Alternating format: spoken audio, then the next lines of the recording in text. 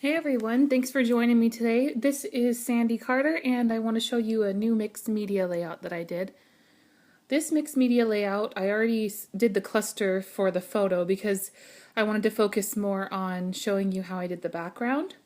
So for the photo, I just took a couple different scraps that were from my desk. You'll probably notice a lot of those I've used before. It's kind of interesting how you can make a few pieces of paper look completely different by adding different things. But what I did was I took some gesso, if you see me mixing over there, and I took some Stormy Sky, which is one of my favorite colors of blue from the Tim Holtz Distress inks. I have the re-inker for that one, so what I did was I mixed it in with my gesso to make it as a different color. Now gesso is used to prime a page, but I like to also use it to mix together if I can't find my white paint. It's just a little thicker than my white paint, and it mixes well with another color. So what I did was I took a Heidi Swapp stencil, and I took a makeup sponge and I just sponged on the chevron print onto my page. And it was kind of cool. I found these old stencils that I have had. I used to collect stencils because back before we had all these fancy cutting machines and stuff, I would literally draw out the image from a stencil and I would take my X-Acto knife and I would cut it out. And that took me forever and I would hate it when it wouldn't turn out. But I saved all the stencils from back when I did that, and I'm using them now on my mixed media layouts, which is really awesome. I honestly couldn't tell you where I got them. I know I got that one at Joann's, but the blue one, I think I got it from one of those Stash Bash type things a long time ago. But here I went ahead and just traced on some of the images from it to create the background. I also, you saw me just briefly show that, I took a plain note card and I took my black marker and I scribbled the circle image onto the note card. And then I took that circle image and I scanned it into my brother's Scan and Cut. And that's what you're seeing right now, that circle with all the squiggles. That's actually just literally something I had drawn up and turned into a cut file on my Scan and Cut. And the great part about the Brother's Scan and Cut is that you can actually scan the material that you're using so it knows exactly how big you can enlarge a certain image, so that way you don't accidentally cut off of it. So I was using an 8.5 and 11 piece of paper, and that's why it was able to get so large. I scanned it in. But I took some of my, I believe it's broken china distress paint, and I just created a larger circle around outside of the black so it's not so crisp. And then there's another one of those circles. I actually cut it in a smaller size as well. And this is actually just plain black India ink that I found at Walmart. It was like $3. So if you're looking for some cheap India ink, I say go to Walmart. It's really cheap there. And then here I am trying to clean up my mess.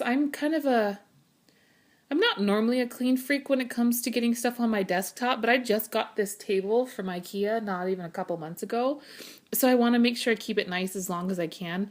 And I don't work with anything on my surface most of the time. So that's why I'm always wiping it with my baby wipes. But see, there's that image up there on top. That's actually where I just scribbled it with my marker.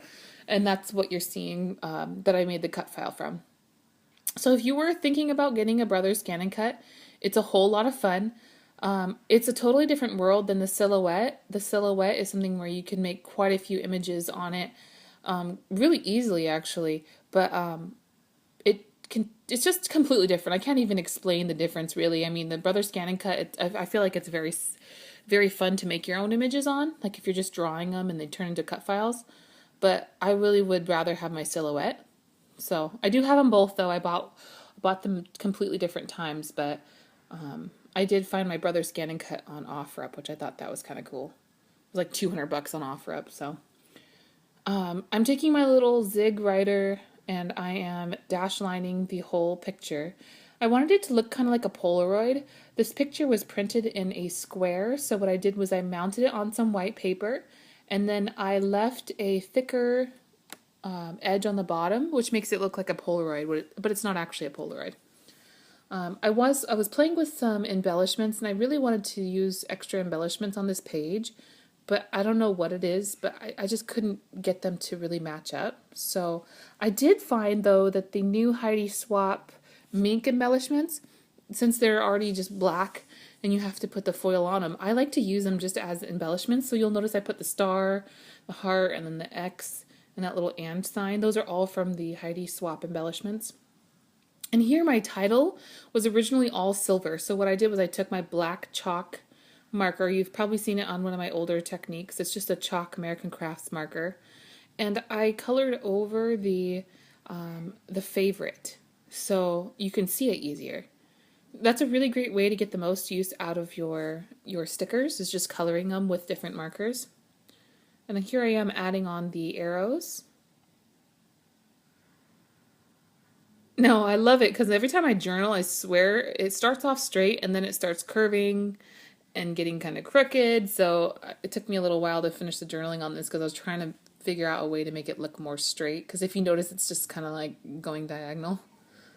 But I do that all the time when I'm just writing freehand. I should probably just start writing in my little my lines. But here's the picture of my husband. I don't know how old he was. He was probably about 5 or something, but it was the cutest little picture, and I fell in love with it as soon as he brought it home with him. And I knew I had to make a scrapbook page of it. So here's a close-up. You can kind of see. Sorry, it's going so fast. And here's some more. I hope you guys liked it. If you liked it, press like and go to my Instagram to check out new stuff that I'm putting out before the video comes out.